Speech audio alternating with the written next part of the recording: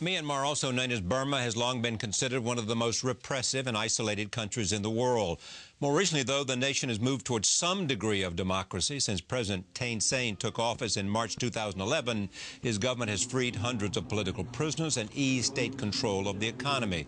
It also took steps towards political reconciliation with ethnic minorities. Perhaps the biggest sign of hope is the government's decision to allow political opposition. It has paved the way for Aung San Suu Kyi, leader of the pro-democracy opposition, to return to political life. She was released from detention in November 2010 after spending 15 years under house arrest. Her party won 43 of the 45 open seats in Parliament last April. This week, she arrived for her first official visit to the United States. Her trip comes as the Obama administration considers lifting remaining economic sanctions against her country.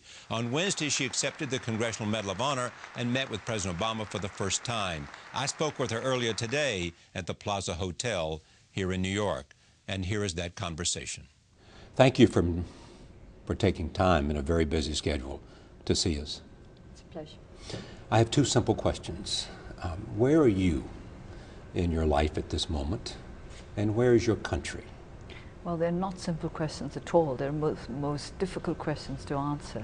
Well, if you ask me where I am, of course, I can say simply I'm here.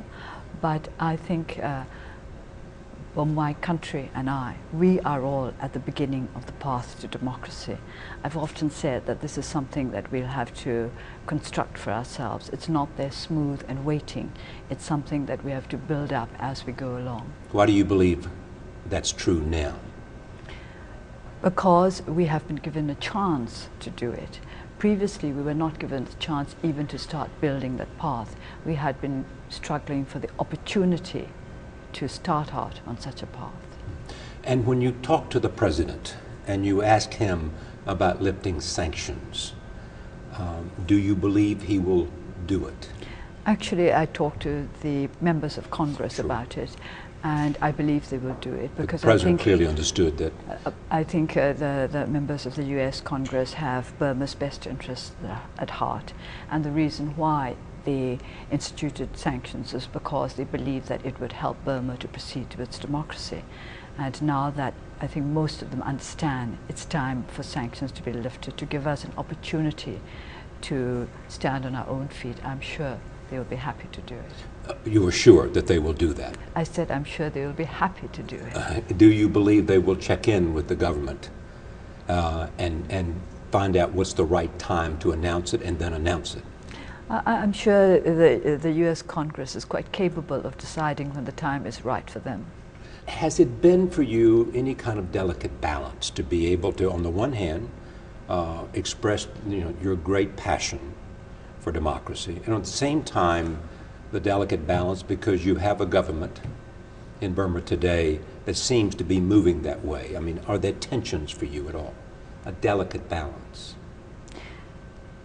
Of course, politics is always a delicate balance, but the fact that I believe we should go towards democracy and that this present government also feels the same way is, I think, good.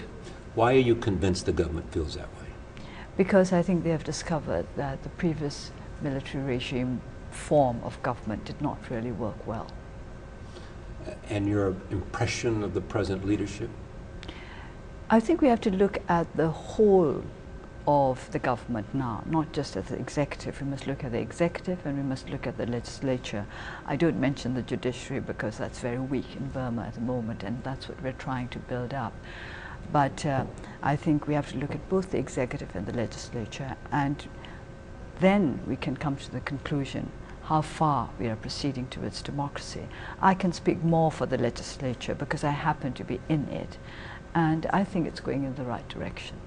How and why did democracy become so deeply embedded in your heart and brain? I was born into, well, I was not born into a democratic Burma because I was born before independence, but on independence, Burma was a parliamentary democracy, and that is the country where I grew up. By the time the military regime took root in Burma, I was elsewhere abroad in countries where democracy was practiced. So I have lived with democracy practically all my life. And while I've always accepted that it's not a perfect system, it does allow for people to enjoy both security and freedom, and that to me is the right balance. Are you comfortable with the fact that the world sees you as a symbol? I don't know that the word is comfortable. It's No, embarrassing sometimes. Yes. It's embarrassing. Why is it But, embarrassing? Perhaps I'm shyer than you think I am.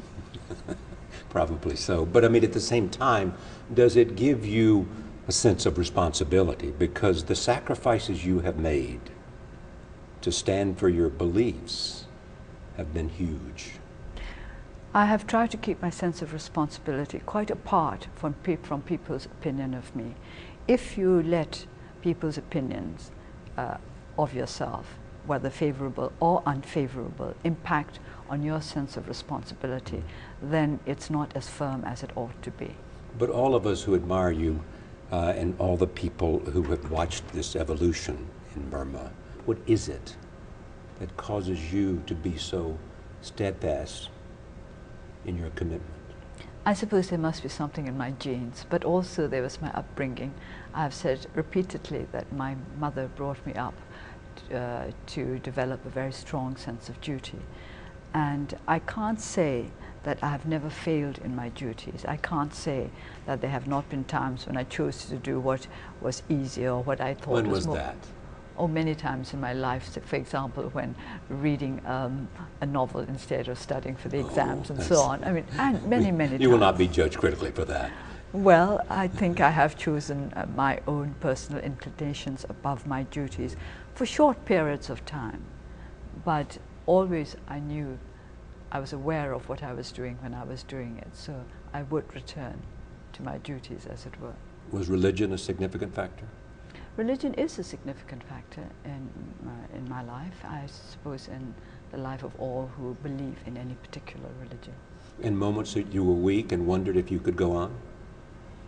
No. Never. No, because it was not a matter of weakness or strength. It was just a matter of doing as much as you were able to do. You get up in the morning, you say, this is what I have to do, and you go do it.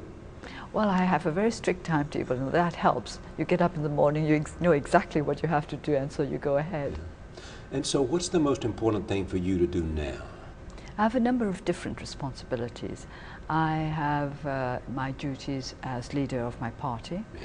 and then I have my duties as a member of the legislature, and I also have my duties as the chairman of the Committee for the Rule of Law and Tranquility, and I have also my duty as somebody who is trusted by our people. So I have different sets of duties, and I have to try to discharge them all as best I can. Talk about this level between leadership and trust, and this, how that happens and how significant it is. You just said it, the trust of your people. I've always thought that if you are in a position of leadership, you have to be honest with the people that you're who have accepted your leadership. That is to say, you must not give them false hopes, but at the same time you have to be able to inspire them to keep on going when times are hard. But you cannot do that through lies. You cannot do that through false promises. You have to be honest. And I have found that the people of Burma respond very well to this. They like honesty. I think people everywhere do. They like honesty. They like openness. Transparency and Yes. authenticity. Yes. Very simple, but not that simple to achieve. Well, yeah, but never not losing sight of the goal. Of course not, but you have to be honest about your goal too. And your goal is? As I said, democracy, by which I mean a system of government which not only gives the people rights, but where the people are made to be prepared to shoulder their responsibilities. Do you think that your country has, does it have within its DNA, you know, the desire for freedom? Yes, there is this desire to be free, but there is not always the preparedness to shoulder the responsibilities of freedom. And this is what we have to work at as well.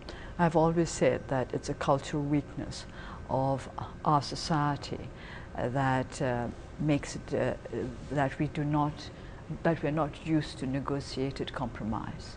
And this is something we have to learn. Have to learn negotiated compromise. Yes. That you can't have everything? Yes, we can't have everything. You have to see the other person's point of view, and you have to settle for something that is best for everybody on the whole. And your relationship today with the president? I hope I have a good relationship with him. I think I do, but of course he must speak for himself. China. Yes. Do you think China accepts and is pleased by change and progress in Burma? I think China has its concerns about the engagement of the United States in Burma. But what does that mean? Because I think well, people talk about the strategic distrust between the United States and China. Right. And obviously and zones of influence and things like that. And so on. And because we are a very close neighbor just across the border from China, obviously they will be concerned about what is going on within our country. But I do not think that we should look upon Burma as a bone of contention. I would like to think of Burma as an area where China and the United States can strengthen their understanding for one another. Would you be pleased or displeased if I said of you, you know, that there are two things about you? One, it is a passion for democracy, we've talked about. Secondly, that you are a hard-headed politician. Oh, I hope I'm a hard-headed politician. I would need to be to survive what's coming in the years ahead. And that hard-headed politician